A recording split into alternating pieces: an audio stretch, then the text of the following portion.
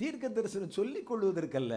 உங்களுக்கு ஒரு பெரிய வேலையை கர்த்தர் வச்சிருக்கார். பிடுங்கவும், இடிக்கவும், அவிழ்க்கவும், அழிக்கவும், கவிழ்க்கவும், கட்டவும், நாட்டவும். அப்ப நான் யோசி, என்ன தீர்க்க தரிசனம் சொல்லுவாங்க ஆண்டவர்? ஏன்னா நம்ம காலத்தில் நம்ம இவ்வளவுதான் பார்த்துருக்கோம். ஒரு நாட்டுக்கு என்ன நடக்கும், கொஞ்சம் ஹை குவாலிட்டியா, ஒரு இனத்துக்கு என்ன நடக்கும், நாளைக்கு என்ன பிரச்சனை வரும், இவ்வளவுதானே.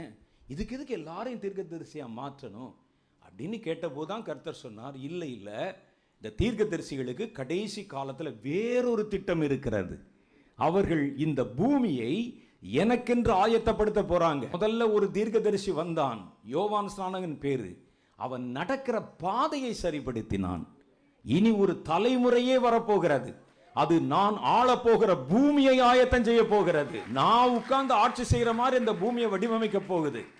இந்த பூமி என் வார்த்தையினால் உருவாக்கப்பட்டதுனால என் வார்த்தையை அவருடைய வாயிலே போட்டு அவர்களை சொல்ல வைத்து நான் அதை